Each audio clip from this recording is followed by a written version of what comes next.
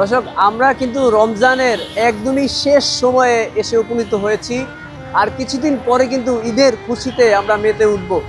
তবে দর্শক, কিছু মানুষের জন্য ঈদের খুশিটা আদৌ খুশি থাকে কিনা সেটাই হচ্ছে বড় প্রশ্ন। আমরা চলতি পথে কিছু মানুষের সাথে দেখা করলাম, দেখা হয়ে গেল। সহকর্মী তুহিনের সাথে তাদের দেখা হলো এবং তার মাধ্যমে আমরা তাদের বিষয় জানতে পেরেছি।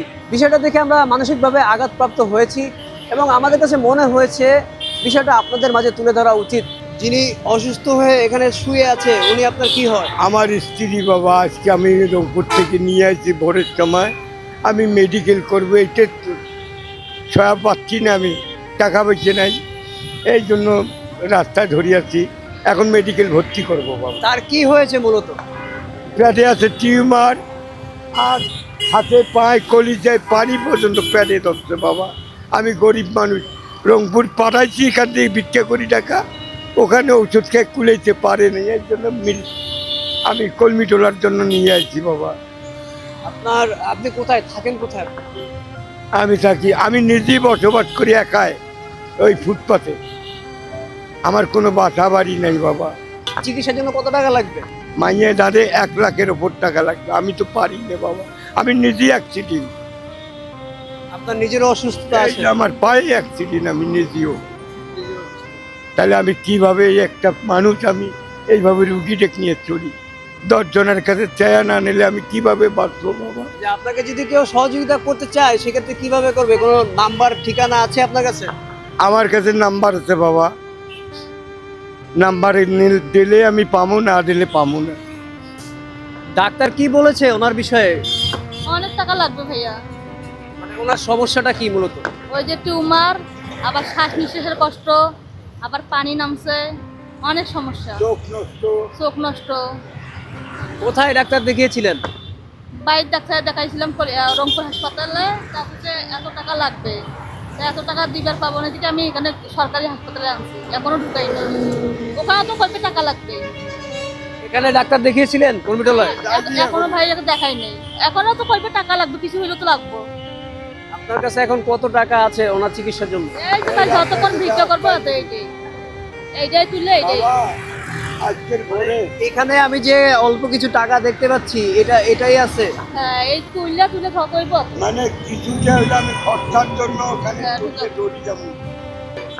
আপনার পরিবারে আর কেউ নাই সাহায্য করার মতো? আমার 4টা সন্তান, আমি আসলে আব্বার একটা মাইনে, আর আমার কেউ নেই, ভাই বোন নেই।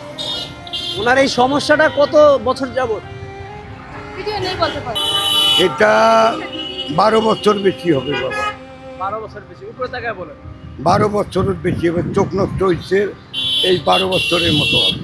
এর মধ্যে পেটের টিউমারটাও আমি চিকিৎসা করতে পারিনি, চোখের চিকিৎসা করছি, তাও ইসলামিয়ার থাকিয়ে একেবারে মরিয়ম হাসপাতাল বন্ধ ছিলাম এটাকে নিয়ে। আমি আস্তায় ভিক্ষা করি, ট্যাবলেট একটা করে কিনে, ক্যাপসুল যদি কিনে কত টাকা লাগে, তাহলে আমি রাস্তায় ভিক্ষা করি, এই যে পালিয়েও কিন্তু পাইনি। এই বড় লোকটার থেকে আমি রেহাই নিবার পাচ্ছি না। মানে এই খরচ চালানোর জন্য আপনাকে ভিক্ষে করতে হয়? কি করব বাবা, এই ভিক্ষা তো আমি এই চেয়ারের জন্য করতেছি, বাবার নিজের জীবনটাও তো বাঁচে না। মানুষ মানুষের জন্য এবং জীবন জীবনের জন্য, এবং মানুষই কিন্তু মানুষের সাহায্য সহযোগিতায় এগিয়ে আসে এবং এগিয়ে আসাই কিন্তু উচিত। আমরা এই পথ দিয়ে যাচ্ছিলাম, আমার সহকর্মী তুহিন তিনি তাদের এখানে এই অবস্থায় দেখে এবং দেখা মাত্র তিনি তার দৃষ্টি অগোচরে আনেন এবং তাদের সাথে কথা বলে বুঝতে পারেন যে তারা কিন্তু অসহায়ভাবে এখানে পড়ে আছে। আমরা ঠিক কর্মীটোলা হসপিটালের সামনে কিন্তু দাঁড়িয়ে আছি। তারা কিন্তু এই কর্মীটোলা হসপিটালে ভর্তির জন্যই এখানে ভিক্ষে করছে। তো দর্শক, খুবই একটি মানবিক বিবেচনায় আপনাদের এই বিষয়টা নেওয়া উচিত।